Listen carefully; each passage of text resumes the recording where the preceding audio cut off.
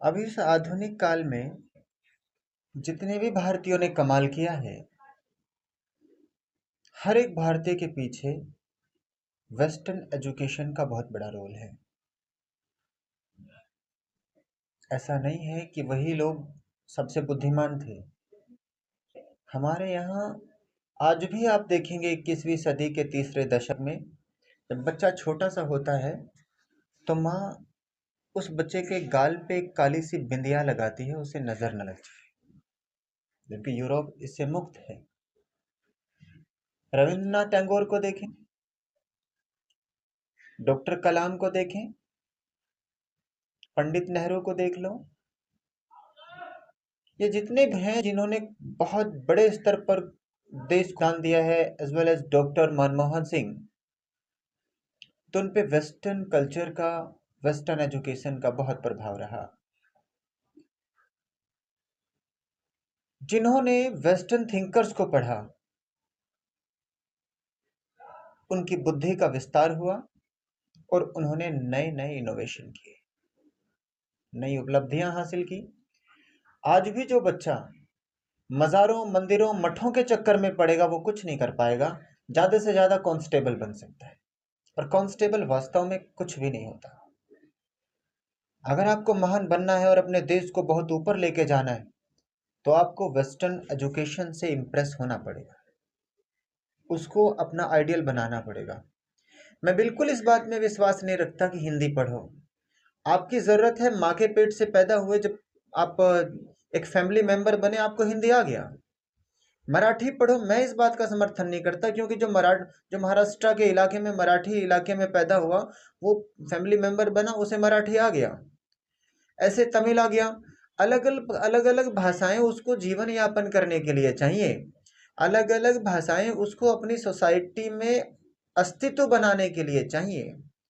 लेकिन ग्लोबल पहचान के लिए आपको वेस्टर्न एजुकेशन प्लस इंग्लिश का होना बहुत जरूरी होगा। तो वेस्टर्न एजुकेशन का अपोज मत कीजिए। आप वेस्टर्न एजुकेशन को उस हद तक एक्सेप्ट कर लो जब तक तुम्हारे कल्चर को वो डिफीट ना कर पा रही हो, जब तक तुम्हारे कल्चर को उससे कोई नुकसान ना पहुंच रहा हो, उससे तुम्हारे कल्चर को कोई क्षति नहीं हो पा रही हो। अपने कल्चर को बचाना प्रत्येक व्यक्ति का कर्तव्य है। मुस्लिम्स को इस्लामिक वैल्यूज को बचाना, हिंदूज को हिंदू वैल्यूज को बचाना, सिख को सिख वैल्यूज को बचाना, ऐसे ही क्रिश्चियंस को अपनी वैल्यूज को बचाना।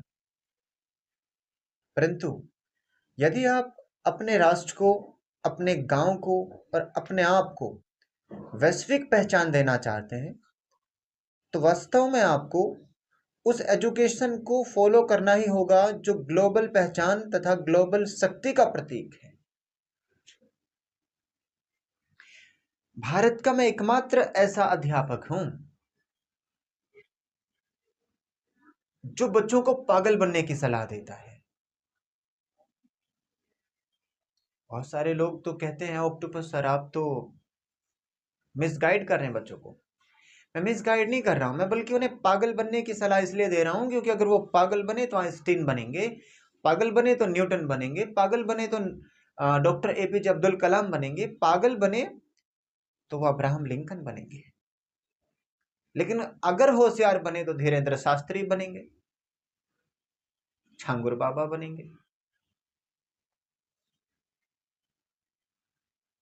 अगर वो पागल नहीं बने तो वो गौमूत्र से अपने कैंसर का इलाज कराएंगे।